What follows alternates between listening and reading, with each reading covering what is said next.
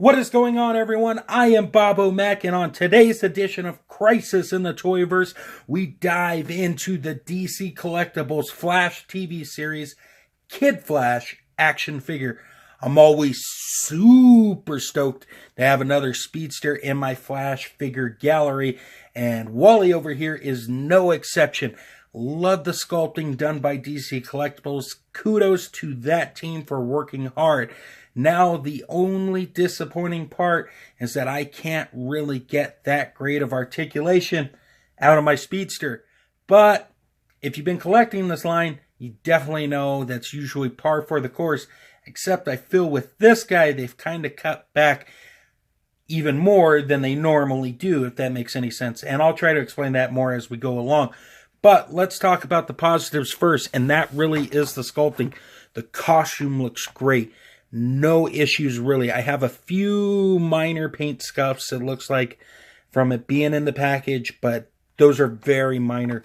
I really enjoy the head sculpt. It looks great. Definitely looks close enough to the actor, so I can appreciate that. I love what they've done with the mask itself. It definitely looks really, really cool.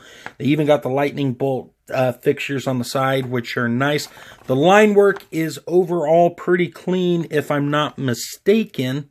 I didn't really see any issues, and it just looks very nice. You definitely tell that the team who did this definitely wanted to do it with a lot of good justice. So kudos once again on that. The costume looks great. It looks how it does. I even appreciate the zipper right here for the upper body part of the costume. That looks fantastic as well. And even the Flash symbol is done pretty good. I got a little bit of bleeding on the bottom side, but it's nothing to really cry about. The lower body is done like it is on the TV show. I don't know. It probably could have benefited from a wash or a dry brushing. Probably. Maybe. I don't know. I'm not a customizer. I can't tell you those things. But it does look a little flat on first glance. So that is a little bit disappointing. But the sculpting's there with the lines and stuff. So they've definitely tried their best. So now that I got the figure in my hand, let's cover articulation. In terms of the head, this guy can't really look up. But he can look down. He can do that Night at the Roxbury thing. Da, da, da, da. And he can spin all the way around. You got a pin and socket at the arm here. Allows it to go up, or out, I should say. Down, spin all the way around. We have a swivel and hinge at the elbow. No bicep cut, which is a little disappointing. But I guess you can make it work with the swivel and hinge. And we got a swivel and hinge with the hand. So, not too shabby. Now, the upper body. This is where things start to get disappointing. We do have a diaphragm joint right here, but it doesn't really work. Doesn't really go forward. Doesn't really go back. So, that's a little sad.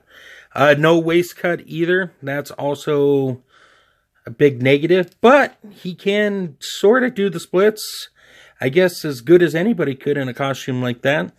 But there's no thigh cut, so that's unfortunate.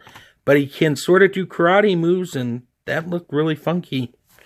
He can kick forward, he can kick back. We got a double bend at the knee, and we have a hinge for the foot here, up and down, no problem, and some ankle rocker. So, all in all, it is enough articulation to get you through. If you're an articulation junkie, you're obviously not finding your fix with this figure. But the cool thing is, we're going to go ahead and talk about accessories now and take it from there. So guys, in terms of accessories, we get an alternate head attached via a weird neck joint. And we get 2 additional sets of hands to go along with the fist hands that came in package. So let me just pop in this head here so you can see Wally without his mask on. Definitely, like I said, it definitely looks enough like the actor, not 100%, but it does work. So what you want to do with this, if I bring regular costume version in, is you pop the neck part out, and then you pop it in like this. And the cool thing is the fact that the mask is part of the neck, if you will. So if he doesn't have his mask on, the neck's more exposed, which I think is a nice, subtle little touch. And the neck functions the same as it did with the other one. So that is nice. And like I said, you also have the alternate hands. You have a set of gripping style hands. And then you have the speedster running hands. So you just pop that off like so. And then you take a hand of your choice. Plug it right in. And voila.